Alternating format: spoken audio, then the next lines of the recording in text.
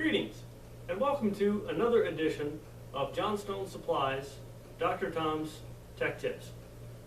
In this month's tip, we're going to be talking about a very common failure during the cooling season, namely the contactor relay. Now, if any of you guys have ran service for very long during the cooling season, a lot of capacitor failures, a lot of contactor failures. Most of these contactors fail from contamination. You get spider webs, you get bugs, you get all sorts of little critters that try to make their home in these little electrical makeup boxes. And sooner or later, one of them settles inside the contacts of your contactor here. Once that bug gets inside the contacts, you get a call for cooling, the contactor goes to pull in. Next thing you know, it doesn't make a good contact, starts to arc the contact, bam. Your condensing unit doesn't start. The system is dead in the water, and your phone is ringing. Now, over the years, many manufacturers have worked very hard to keep these contacts protected from contamination such as insects, bugs, etc. As you can see here, they have a cover over this particular contactor to try to keep things out. But you can tell this isn't 100%. It merely slows down the little guys before they crawl in there and destroy your contactor. As I said before, once these bugs get in there and disturb your contact, you have an arcing situation. It usually leads to overheating, and the next thing you know, you have a incinerated contactor that looks like this. Now, when it comes time to change this little devil, you have a couple of options. You can go back with the standard mechanical contactor that's been used by our industry for years. As you can tell by this one, some updates have been made to try to keep these contacts sealed and protected. They work pretty well. Inexpensive fix, but sooner or later, especially if you live near a wooded or a rural area, you're going to be back there changing that again at some point in time. The other option has been brought to us by the folks at White Rogers, known as the White Rogers SureSwitch. This is an innovative replacement contactor that incorporates a few features that we did not have before. This is a solid state contact, meaning it's completely 100% solid state sealed, no contacts. You can dip this thing in bugs and it is not going to be affected. It also has a short cycle timer as well as brownout protection. Fairly easy to install and upgrade one of these from a basic contactor, and we'll show you an example of how to walk through that process. Now, first things first, when you come upon a contactor failure, as with any other service procedure, before we go any further, we need to secure our low voltage call for cooling and disconnect our line voltage power. Make sure that this thing is powered down before we go any further. Safety first. Now, as you can see, just some basic hand tools are all we're going to need to remove this contactor. If you've got a 6-in-1 or 11-in-1 screwdriver here, once your power has been disconnected, go ahead and disconnect the power supply.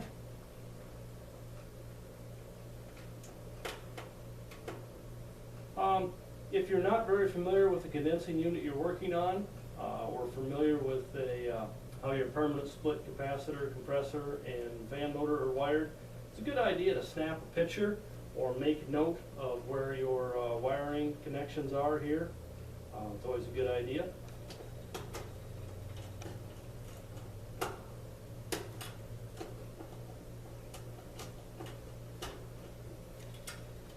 And then, of course, remove your low voltage supply connections to the coil.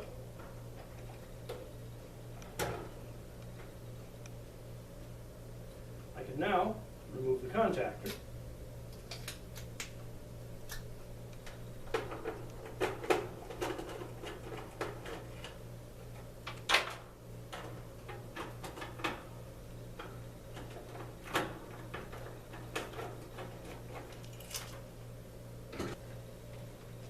Now, the folks at White Rogers really did their homework. I must give them a tremendous amount of credit in this department as far as mounting the SureSwitch into place here.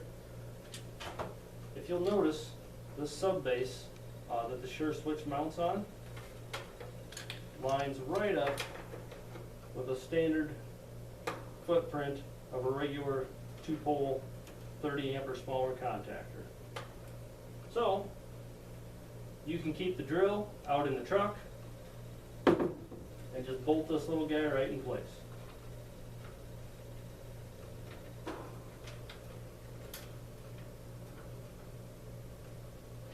Okay, now that we have our sub base mounted in place, we can mount the White Roger SureSwitch panel on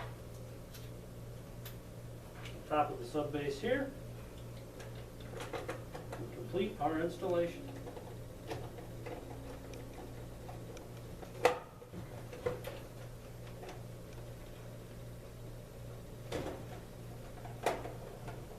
There are just 4 screws that hold that in place.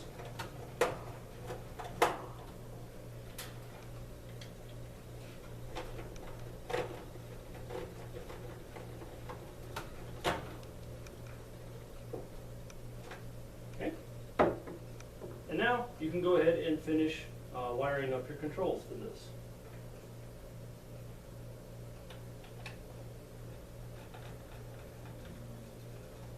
Your low voltage connections go right up here, which are properly labeled.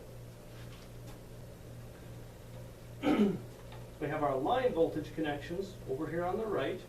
They're labeled on the bottom, line voltage. So we can go ahead and hook those up.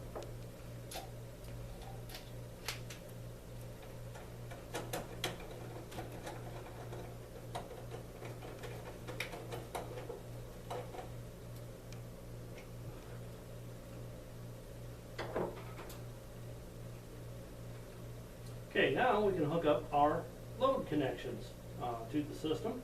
As I say, you can consult the wiring diagram of the unit, or if you remember how everything went, good for you.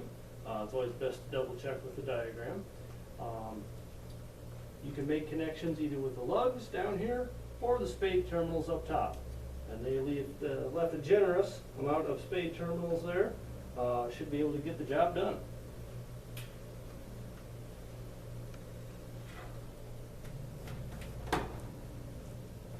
Okay, now that we have secured the rest of our wiring in place,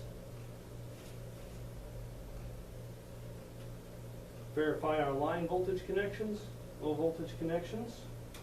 We can neaten everything back up with a tie wrap in here. Make it look nice and pretty like it did at the factory.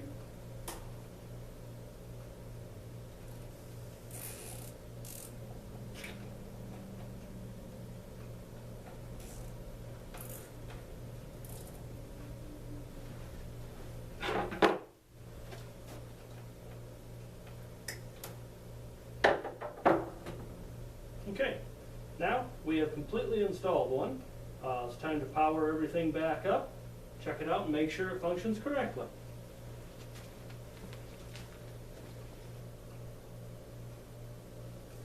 Now, as you will notice, we've got everything powered back up, and we have a slow blinking green LED indicator light. What that indicator light shows us is that we are in a 5-minute time delay. Once our 5 minutes has elapsed, as you can see here, we go to a full green light, and we power our system back up again, and we're back up and running. So as you can see, in just a few minutes, with some basic ordinary hand tools that you have in your bag or in your tool belt already, you can go out, service a unit, replace the contactor, upgrade it to a White Roger SureSwitch for a few dollars more than your standard off-the-shelf contactor, and have peace of mind that no matter how many insects, bugs, or whatever creature decides to make its home inside this condensing unit, it's going to be safe, it's going to keep functioning. You also have the added protection of the time delay, the short cycle timer, and the brownout protection too. If this happens to drop below 187 volts at any point in time on the line side, this will lock out and go into a time delay before it will restart again. So in review, sealed contacts, brownout protection, short cycle timer, and to top it all off, why Rogers stuck a 5-year warranty on this little guy. These are an excellent way to take care of potential callback situations, especially if the customer's already replaced the contactor multiple times in a short period of time. This may be a very good solution for you. Thank you for watching our video today. Hope it was helpful. And as always, thank you for your business.